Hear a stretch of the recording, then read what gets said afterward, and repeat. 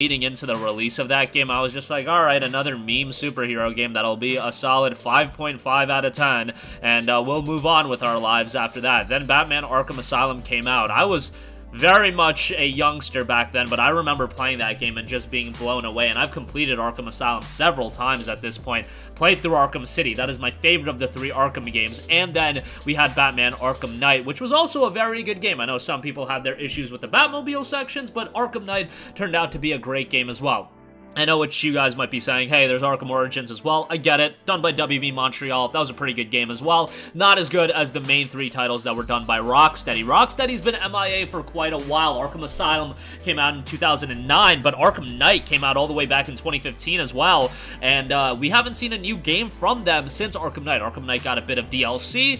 But we do know that they're working on Suicide Squad Kill the Justice League. You know, Suicide Squad, not the IP I was really hoping Rocksteady would take under their umbrella, but it's still a big budget IP, and at the end of the day, I was excited for the game based on the fact it's Rocksteady. You have a quality team there that's been making some tremendous games, and now they're doing Suicide Squad Kill the Justice League. Hey, I'm just happy to see them back with a new title, scheduled to be released sometime in 2023. Long time coming, saw a couple delays, but the game should be coming this year. However, now we have some disaster on the horizon, at least perceived disaster. As noted on Game Informer, the image which you can view in the tweet below comes from 4chan forum, as reported by Video Games Chronicle, which is also verified with sources that the image is in fact real. The image appears to be Suicide Squad's start menu and features standard things like game mode selection, chapter select, difficulty, and matchmaking. All that is fine. It also features some menus to page through at the top, including a Battle Pass one. Under those top bar menus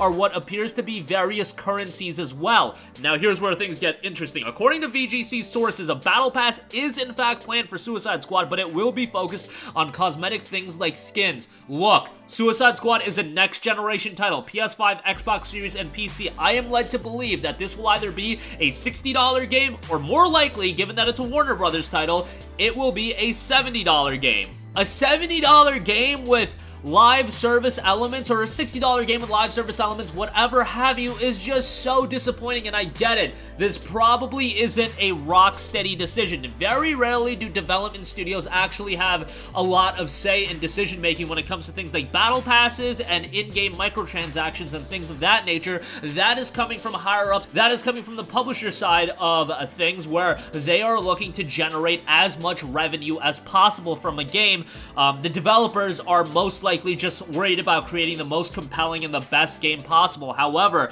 this is just giving me serious PTSD from everything that Ubisoft has been doing with taking some of their IPs, some of their most notable studios, and creating these games that are just riddled with microtransactions, that just have so many games as a service element. And sure, that can work to an extent. However, you're just going in and in on it, and you're trying to make as much money as possible. And you guys have been seeing the reports with Ubisoft. So many games are being canceled, and sure, Assassin's Creed is still major, but what about all those other IPs? I do not want to see it go down a route, especially because this is Rocksteady's foray into something entirely new. It's still Suicide Squad, it's still DC. However, they had a proven track record with the Batman titles. Now they're starting a new chapter of Rocksteady's history. I don't think it's too far of a stretch to say anything like that. And this is a big cause for concern. VGC also noted the publication says it understands the currencies in the image to be XP used to power up and customize the skill trees of each antihero, effectively making them unique to the player. You don't start off rebuffed and weak, VGC's sources told it. You just start off great and can get ridiculous like Arkham Knight's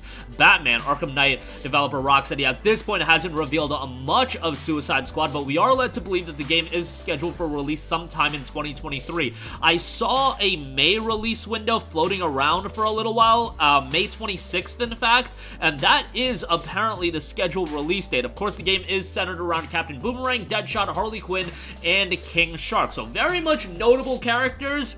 And characters that, if you play the Batman Arkham titles, you're probably going to gravitate towards a game like this. But yeah, this is definitely a cause for concern, especially because it's Rocksteady. Rocksteady has just done such a great job with what they did with Batman Arkham, and it's been such a long time coming for their next title. Again, 8 years. It has been 8 years since the release of Arkham Knight, and Arkham Knight was scheduled for a release in the fall of 2014, then it ultimately got delayed into June of 2015, if my timeline timeline is correct with that, but this is a game that is obviously going to have a lot of buzz, obviously going to have a lot of anticipation, but you look at social media right now, you look at Twitter, you look at everything else, Reddit, what have you, I'm sure there's going to be comments on this video where people are, I don't think that's going to push people away from at least being interested in the game.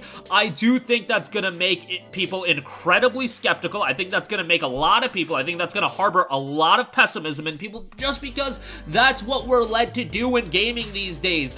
We've seen this song and dance so many times before, and at some point with this games as a service thing, you want to make as much money as possible, and you try to push that line a little bit more and a little bit more, and then at some point, all hell just breaks loose, and you realize that ultimately, maybe it would have been better if you just stuck to the original formula, sold the game at $70, sell a bunch of copies of the game, satisfy consumers, maybe release some story-based DLC here and there, and DLC that people are going to gravitate towards, but battle passes, things of that nature right out the gate. Again, we're going to ultimately have to wait and see how this is going to be implemented in the entirety of the game, but I can understand why people would hear news like this and immediately be like, oh no, not another one going down this route where a game is going to be hampered by things like that. I've done my song and dance about Assassin's Creed, how it was for a long time one of my most favorite franchises in gaming, how every year I was looking forward to the new Assassin's Creed, and it was a game that every year I could guarantee, not necessarily being my favorite game of the year, but a game that I could always enjoy. And ever since Origins, thought the games have been fine, but it's just not for me anymore, and, you know, that's a whole different song and dance, and I think a lot of people agree with me. A lot of people do disagree with me and tell me that, hey, Assassin's Creed is better than ever, and look at how much content it has, and look at how much you can do, etc., etc., but for me, it doesn't click with me anymore. But I'm sure Ubisoft, you know, in the case of Ubisoft, there's a lot of things you can criticize them for. I'm sure they're making money hand over fist with Assassin's Creed still. It's just not my cup of tea, but as far as Suicide Squad Kill the Justice League, it's a game that I'm still going to be following really closely. It's just, I can definitely understand why others would be skeptical, and I am now incredibly skeptical. You guys know me. I'm inherently more pessimistic when it comes to video games in general. I've tried to kind of push that back a little bit, try to, you know, move forward with a little bit of optimism, but I always think, hey, be as pessimistic as possible, and if things turn out well, you're pleasantly surprised, and if you remain pessimistic, if things end up as a complete train wreck, hey, you were expecting a train wreck anyway. That might not be the best way to think about things, but that's how I've been kind